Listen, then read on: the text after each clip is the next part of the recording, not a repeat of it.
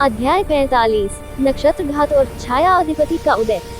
प्रहलाद जब पाताल की गहराइयों से ऊपर आया तो उसने देखा कि आर्यावर्त का आकाश नीला नहीं बल्कि गहरा बैंगनी हो चुका था। हवा में एक अजीब सी बिजली कड़क रही थी जो बादलों से नहीं बल्कि शून्य अंतरिक्ष से पैदा हो रही थी। प्रहलाद ने अपनी त्रिकाल दृष्टि का उपयोग किया और पाया कि ज़ोरोस तो केवल एक मोहरा था, असली खिलाड़ी तो छाया अधिपति था जो सुदूर अंधकार नक्षत्र डार्क नेबुला से इस युद्ध का संचालन कर रहा था। एक आर्यावर्त की घेराबंदी। छाया अधिपति ने देखा था कि प्रहलाद ने पाताल को शुद्ध कर दिया है, इसलिए उसने अब एक नया अस्त्र छोड़ा, नक्षत्र पाश। अंतरिक्ष से विशाल काली किरणें धरती के चारों ओर एक पिंजरा बना रही थी।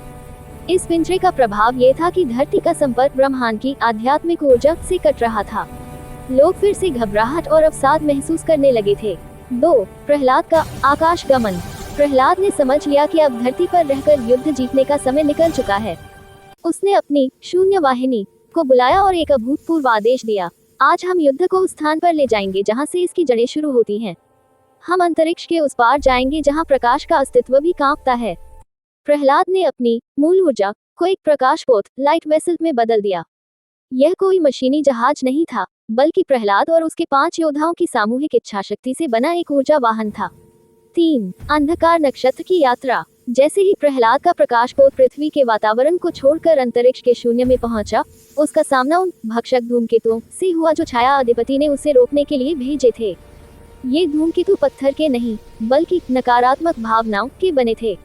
प्रहलाद ने अपनी तलवार धर्मरक्षक को अंतरिक्ष की शून्यता में घुमाया, जिससे एक ऊर्जा कवच बना जो उन धूमकेतुओं को छूते ही शांत कर देता था। 4. छाया अधिपति का साक्षात दर्शन। हजारों प्रकाश वर्ष की दूरी को क्षणों में पार कर प्रहलाद उस अंधकार नक्षत्र के केंद्र में पहुंचा।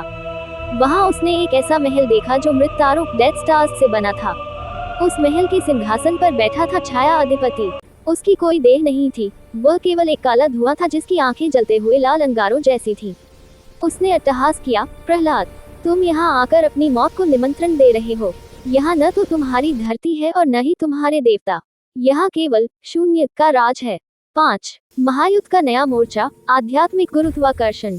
छाया अधिपति ने प्रहलाद पर विस्मृति बाण चलाया जो किसी व्यक्ति की याददाश्त को मिटा सकता था।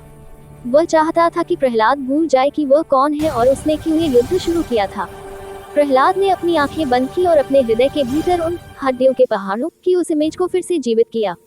उसने उस पीड़ा को अपनी शक्ति बनाया। प्रहलाद ने उत्तर दिया, जहाँ स्मृति समाप्त होती है वहीं से सत्य का उदय होता है। मैं वह सत्य हूँ जिसे तुम कभी मिटा नहीं सकोगे। महाकाव्य का फलक अब ब्रह्मांडीय युद्ध इंटरगैलेक्टिक वॉर में बदल चुका है।